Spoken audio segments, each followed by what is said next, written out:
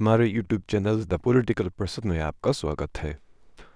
Indian politics की कुछ बारीकियां जानने के लिए वीडियो में अंत तक बने रहें और हमारे चैनल को लाइक, शेयर एंड सब्सक्राइब ज़रूर करें। क्या जम्मू कश्मीर में समाजवादी पार्टी और बहुजन समाज पार्टी बीजेपी की एजेंट बनकर गई और वहां इलेक्शन लड़ा, जबकि ये बेसिकली उत्तर प्रदेश की पार्टियां हैं। दोस्तों, जम्मू कश्मीर 2024 असेंबली इलेक्शन के रिजल्ट आ चुके हैं, जिसमें नेशनल कॉन्फ्रेंस को 42 सीटें, बीजेपी को 29 सीटें, कांग्रेस को 6 सीटें, Jammu Kashmir people's democratic party यानी पीडीपी को 3 सीटें, जेपीसी यानी जम्मू कश्मीर पीपल्स कॉन्फ्रेंस को 1 सीट, जबकि आज़ाद उम्मीदवारों को 7 सीटें। इन आज़ाद उम्मीदवारों में एक आम आदमी पार्टी का कैंडिडेट भी शामिल है। इस तरह से जम्मू कश्मीर में नेशनल कॉन्फ्रेंस सबसे बड़ी पार्टी बनकर उभरी और अब कुछ निर्दलियों का समर्थन उसको मिला, आम आदमी पार्टी का समर्थन मिला और कांग्रेस का समर्थन पहले ही से है। इस तरह से जम्मू कश्मीर में अब नेशनल कॉन्फ्रेंस की सरकार बनने जा रही है। दोस्तों, एक दूसरे एंगल से हम यहाँ समझने की कोशिश करते हैं कि जम्मू कश्मीर में किन किन पार्टियों ने इलेक्शन लड़ा। हम यहाँ बात करेंगे खासकर 2 पार्टियों की, जो रहने वाली बेसिकली जिनका बेस जो है वो उत्तर प्रदेश में है। उत्तर प्रदेश में ही ये उपजी हैं पार्टियाँ और दूसरे प्रदेशों में इलेक्शन लड़ती हैं। पहली पार्टी है, चर्चित पार्टी है, सब जानते हैं, वो है समाजवादी पार्टी। मुलायम सिंह यादव की पार्टी है, जिसके मुखिया अब अखिलेश यादव हैं। इन्होंने जम्मू कश्मीर में 20 सीटों पर इलेक्शन लड़ा। कितने? 20 सीटों पर। और जीते कितने कैंडिडेट? 0 कैंडिडेट।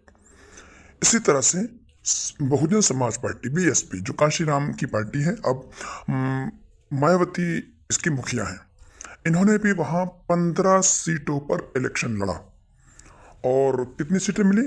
इनको भी 0 सीट मिली। मगर आपने देखा होगा, न किसी टीवी चैनल ने, न किसी यूट्यूबर ने और न ही किसी राजनीति से ताल्लुक रखने वाले शख्स ने, किसी ने भी ये चर्चा न की होगी कि समाजवादी पार्टी जम्मू कश्मीर में बीजेपी की एजेंट है, बीजेपी की बी टीम है, या बहुजन समाज पार्टी जम्मू कश्मीर में बीजेपी की बी टीम है।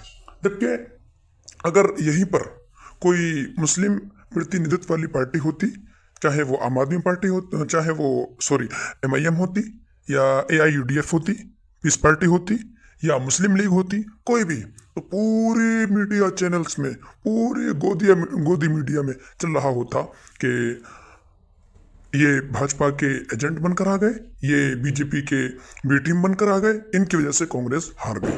कांग्रेस का वहां क्या हाल हुआ? जहां जहां नेशनल कॉन्फ्रेंस इलेक्शन लड़ी, मजबूत और अच्छा इलेक्शन लड़ी, जो हिस्सा उसने कांग्रेस के लिए छोड़ा था, कांग्रेस ने ऐसी नैया डुबाई कि बिल्कुल मायूस करने वाला रिजल्ट दिया। मगर किसी ने भी नहीं कहा, कांग्रेस ने भी नहीं कहा बेसिकली कि जम्मू कश्मीर में समाजवादी आ गई या बहुजन समाज आ गई, इसकी वजह से हम इलेक्शन हार गए। दोस्तों, यही कांग्रेस के राहुल गांधी जब तेलंगाना पहुंचते हैं और तेलंगाना में जिस तरह एमआईएम का बेस है, एमआईएम ने वहाँ पर अपनी एक साख बना कर रखी है, वहाँ पर मुसलमानों का एक अच्छा प्रतिनिधित्व करती है एमआईएम पार्टी। वहाँ जाकर एकदम आम मंचों से बोला कि एमआईएम बीजेपी की बी टीम है, एमआईएम बीजेपी से मिली हुई है, क्या क्या नहीं कहा। और यहाँ इनको साख क्यों सूंघ गया, इन्होंने क्यों नहीं कहा? समझ में आता है कि पार्टियों से दिक्कत इनको नहीं है, दिक्कत है मुस्लिम प्रतिनिधित्व से, दिक्कत है मुस्लिम लीडरशिप से, दिक्कत है मुस्लिम क़यादत से कि अगर ये उठेंगे, अपना हक मांग लेंगे और हमें इनका हक देना पड़ जाएगा, इनका काम करना पड़ जाएगा। जबकि हम तो इन्हें वोट बैंक समझते हैं, ये सिर्फ वोट डालेंगे, हम इनके वोटों पर राजनीति करेंगे और सत्ता की मलाइयाँ खाएंगे। सोचो मुसलमानों, कभी तुमने सोचा है? तुम सिर्फ इन लोगों के कहने में, जो कह देते हैं कि ये बी टीम, ये सी टीम, और इनकी बातें मान लेते हो? क्या सोचते नहीं तुम? ये आम आदमी पार्टी हरियाणा में हार जाती है, बहुजन समाज पार्टी हरियाणा में और कश्मीर में हार जाती है, और समाजवादी पार्टी मध्य प्रदेश में और कश्मीर में जाकर इलेक्शन लड़ती है, हार जाती है, कोई कुछ नहीं बोलता। जबकि एमआईएम जब उत्तर प्रदेश में आती है तो उत्तर प्रदेश के मुसलमान बोलते हैं ये हैदराबाद की पार्टी है, यहाँ क्यों आ गए, यहाँ क्यों आ जाना चाहिए। अरे जिस तरह बीएसपी जम्मू कश्मीर चली गई, बीएसपी हरियाणा चली गई, बीएसपी राजस्थान लड़ती है, एक सीटें जीतती है, तो जिस तरह उनको जानने का हक है, एमआईएम को भी जानने का हक है, एआईयूडीएफ को भी जानने का हक है, पीस पार्टी को भी जानने का हक है। मगर हम हक और इंसाफ की बात इसलिए भूल गए कि हमें न गोदी मीडिया ने सही बात दिखाई है और न ही इन राजनीतिकारों ने हमें सही सोचने का मौका दिया है। सोचिए, समझिए, अपनी लीडरशिप को कायम कीजिए। समाजवादी पार्टी को कोई क्यों नहीं बोलता? इसलिए कि यादवों ने अपनी पार्टी बनाई, उसको वोट दिया और आज उनका एक प्रतिनिधित्व है, उनकी लीडरशिप है, उनकी क़यादत है, इसलिए समाजवादी पार्टी को कोई नहीं बोलता। ना बीजेपी बोलने की हिम्मत कर पाती है कि ये एजेंट है और ना ही कांग्रेस बोलने की हिम्मत कर पाती है कि ये एजेंट है। बहुजन समाज ने, दलितों ने अपनी पार्टी को साथ दिया, अपनी पार्टी का बेस खड़ा किया। आज किसी की हिम्मत नहीं है कि वो बोल दे उनको बी टीम। मगर मुसलमानों ने क्या किया? मुसलमानों ने समाजवादी को वोट दिया। सेकुलर जो सोकोल्ड सेकुलर है, सेकुलर कोई नहीं है, सब के सब अपने फायदे की राजनीति करते हैं। एमआईएम आती है तो सबके पेट में दर्द मालूम क्यों होने लगता है? इसलिए कि ये फ्री की मलाई खा रहे थे, सत्ता की कुर्सियों पर एकदम बैठे थे, विराजमान थे। अब उन्हें लग रहा है कि अगर एमआईएम आ जाएगी तो मुसलमान हक की बात करेगा, हमें सत्ता की मलाई खानी को नहीं मिलेगी, हमें मेहनत करना पड़ेगी, इसलिए बौखलाहट का शिकार हो जाते हैं। याद रखिए, आपकी अपनी लीडरशिप होगी तो ये समाजवादी भी आपको आपका हक देगी, बहुजन समाज पार्टी भी आपको आपका हक देगी और बीजेपी भी आपको हक देने पर मजबूर होगी। बस बात यह है कि आप बिल्कुल एकमुश्त होकर, जिस तरह यादवों ने अपनी पार्टी का साथ दिया, जिस तरह दलितों ने अपनी पार्टी का साथ दिया, जिस तरह कांग्रेस को अगड़े साथ देते हैं और अंधभक्त बीजेपी का साथ देते हैं, इसी तरह से आप, ये नहीं कि हम मुसलमान हैं, इसलिए कि राजनीति में आपका एक वजन हो, यहाँ की जमहूरियत में आप इसको मजबूत कर सकें और देश की तरक्की में हिस्सा ले सकें। जाहिर है जब एक वर्ग कमजोर रहेगा देश आगे नहीं बढ़ सकता।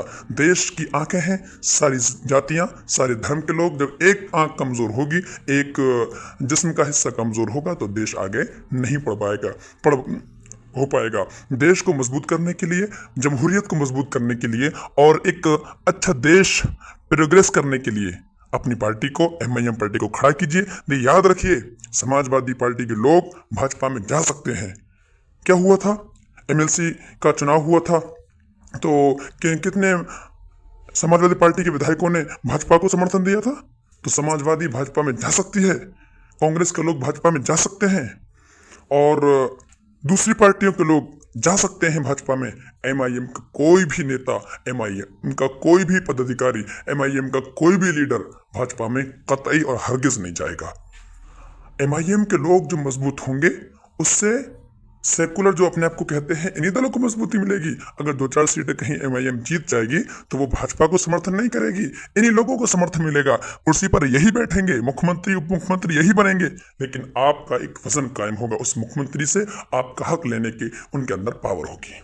सोचिए, समझिए, अपनी लीडरशिप कायम कीजिए और इन लोगों की फालतू बातों से बचिए। अपनी राय कमेंट बॉक्स में दीजिए और हमारी ये बात एक एक वोटर तक पहुंचाइए ताकि देश की जमहूरियत, देश का लोकतंत्र मजबूत हो।